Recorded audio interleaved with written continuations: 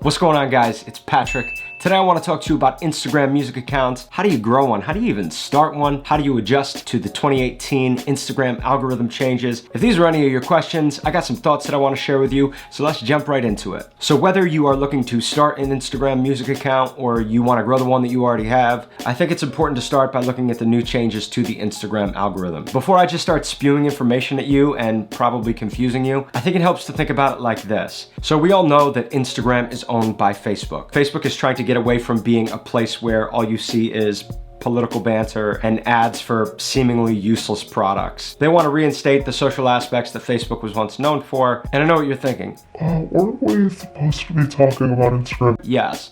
The reason why I bring all that up is Instagram is following in Facebook's footsteps, and while they may not be trying to do away with incessant garbage posting, they are trying to move more towards being a social community and less towards being a spammy, clickbaity community. I know that maybe doesn't make a whole lot of sense if you haven't used Instagram a whole lot, but if you've been on the Instagram Explore page for more than 5 minutes, you know exactly what I'm talking about. So all of that being said, your whole mindset for Instagram this year should be, how does this post or this story or this piece of content contribute to the community that I am helping build? What is this doing for the social experience of my followers? From everything that I can see, that is absolutely key this year. So let's quickly talk about the algorithm. I'm gonna list a few things that I've come across. If there's anything that I missed, please put it below in the comments. So arguably the biggest change to the algorithm this year is this whole 10% post exposure thing. Essentially what that means is when you post a photo or a video, Instagram will sample that piece of content to 10% of your audience. Depending on the engagement that that content gets early on, some people are saying within the first hour, some people are saying within the first 10 minutes. Either way, the early engagement will determine how many more of your followers get to see this piece of content. Don't worry, I'm totally gonna give you some tips and best practices so that your content will have the best chance to get seen by as many people as possible. But let me just finish going over these algorithm changes. Another thing people seem to be reporting that Instagram is putting emphasis on is the comment section. So not only do you want to have engaging content and an engaging caption that will entice people to comment on your post, but you also want to be responding to all of those comments, especially within the first hour, and I even do this for the first 24 hours. This is something that I've always done, always been in favor of this. I just think it's so important to engage with your following. It keeps them coming back, you build relationships with them, and it makes them want to show up for you and show love anytime that you post something. So regardless of how this affects your post engagement, I would definitely do this. The next reported change to the Instagram algorithm deals with hashtags. So Instagram allows you to use up to 30 hashtags. And what people typically do is they will post those 30 hashtags in the first comment of their post. This keeps the caption nice and clean. It's not filled to the brim with a bunch of hashtags making you look like a spam bot, but you still get the best chance for your post to be discovered across a wide array of hashtags. Now there's a couple of things that people are reporting as related to these hashtags. First of which being, you don't want to use 30 hashtags anymore. Remember earlier when I said that Instagram is trying to move away from this spam clickbaity sort of community? Well, that's why they're making this change. Some people report that using all 30 hashtags will cause Instagram to flag your account and even shadow ban you. Yeah, don't even ask about the dreaded shadow ban. I don't even know that I completely understand it. But anyway, some people report you can still use up to 28. Some people think you shouldn't use more than 25. And some people say that you should only use 5 hashtags. Which brings me to my second change.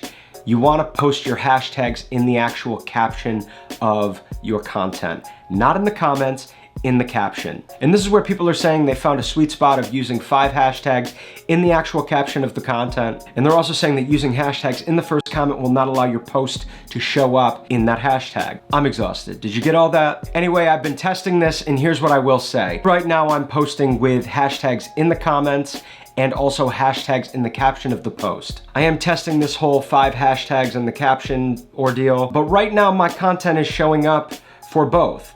So the hashtags that I post in the caption, my content is showing up in those hashtags. Same goes for the hashtags that I'm posting in the comments. When my content stops showing up in those hashtags, I'll know that it's time to no longer post those hashtags in the first comment of my post. You also want to stay away from using the same hashtags over and over. Make sure the hashtags are applicable to your post. So if it's a picture of a guitar, don't say hashtag riverboat. Riverboat? I don't know why I said that, but you get the point. I find it's really handy to keep a note on my phone where I have different groups of hashtags, so I know that if I'm posting this type of content, I can use these hashtags. Maybe you want to keep a couple variations of that particular group. Whatever makes sense to you, do it. Just try to avoid using the same hashtags over and over again. While we're on the subject of posting and hashtags, a couple of things that you want to avoid.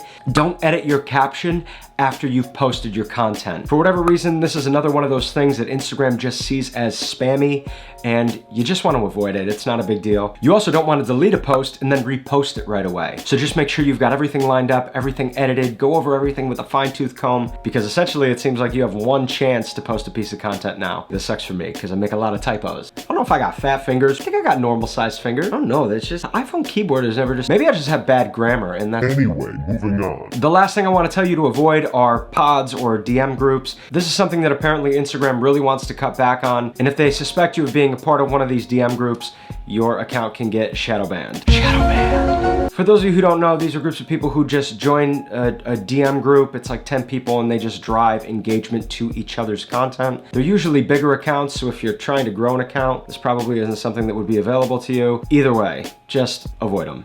Seems like a lot of rules. I feel like I'm back in grade school and I'm sweating a little bit. I might be glistening in the face a little bit. Like glistening? Anyway, I think getting stressed out about this stuff is just a waste of time. Focus on what you can do, and that's posting really great and engaging content. So now that you know the rules of the game, how are you gonna grow? What's the strategy? Let me break it down for you real simple. The two main pillars of your strategy are content and community. Let me start with content. This is real simple. These are the types of things that you're posting: videos, pictures, Instagram stories, Instagram live videos. You want to think about building the account that you would want to follow. Chances are people are going to want to see a picture of your guitar or you playing your instrument or a video of you singing. They probably don't want to see a picture of your cat. That was a little harsh. I'm sorry. You want to think about your Instagram profile as kind of one cohesive portfolio. The photos and videos should all kind of look like they go together. I think for new users, you just want to get as much content out as possible. But as you start to develop a little bit more of a following, you want to start thinking about the vibe of your profile. Do you want to post cover songs? Do you want to post original songs? What kind of pictures do you want to post? Do you want to post shots of yourself out in your city? These are all things to think about, and you want to edit all of this content together so that it looks like one body of work. There's a very good reason why they say content is king. You want to be thinking about this stuff, see what other people are posting, get inspired, find some ideas for yourself, and just get started. The next thing you want to be thinking about is community, and this is huge. Not only what type of community are you building with your following, but also what communities are you getting out and engaging in. You want to be out in the app engaging in the music community, whether it's your favorite community page or your favorite hashtag or your explore page. You want to be interacting with other users, commenting on their posts, commenting with the people who are commenting on their posts, and just having conversations. That's what Instagram wants to see. They want to see people socializing with each other. It's social media. Being an active member of different communities within the Instagram platform is going to be the #1 reason why you grow. So if you're a songwriter, you want to find out where those people are hanging out. Search different hashtags, find the related hashtags to that hashtag. Start following accounts of new artists that you like and figure out where they're hanging out. Figure out what hashtags they're using. You want to find the hashtags that are related to you and your brand and start engaging within those hashtag communities. You kind of go down this little rabbit hole. So if you're a guitarist, you search guitar, you can see all these related hashtags. You can start looking at those. You can start looking at the hashtags that your favorite artists use. But this is a great way to find these different little pockets of communities and start engaging within those communities. You want to leave feedback, you want to leave comments, and you want that feedback to add value. Leave a comment that makes people think that you actually looked at their picture or watched their video. You don't just want to say, "Yo, this is lit, bro." Ask a question.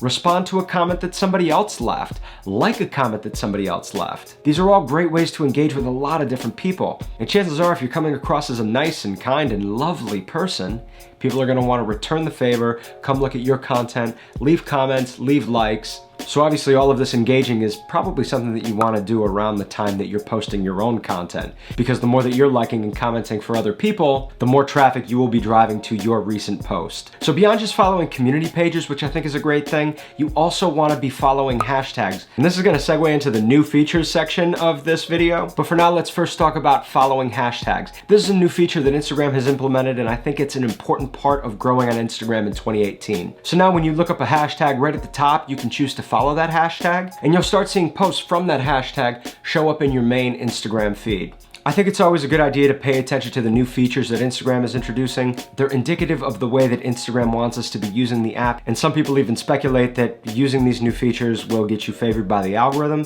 Either way, it's probably not a bad idea to start utilizing the new features as soon as you can.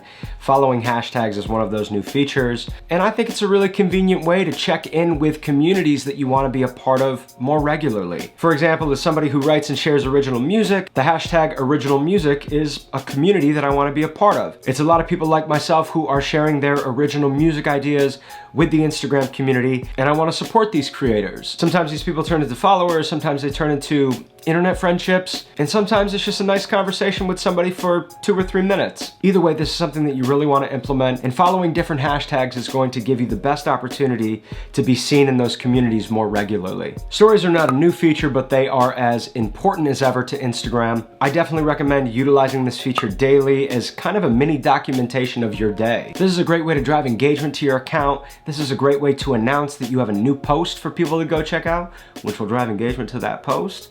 Yeah. So when you have a new post that goes up, post a little something on your story. Post a question, ask people to go comment. Whatever you can think of that will entice people to go to your profile and engage with that piece of content is a great idea. Highlights are another relatively new feature. This is a way for you to save stories and little collections for people to continue coming back to. For example, I have a clip saved here of some promotional content for my latest single, The Waters. Shameless plug, what up?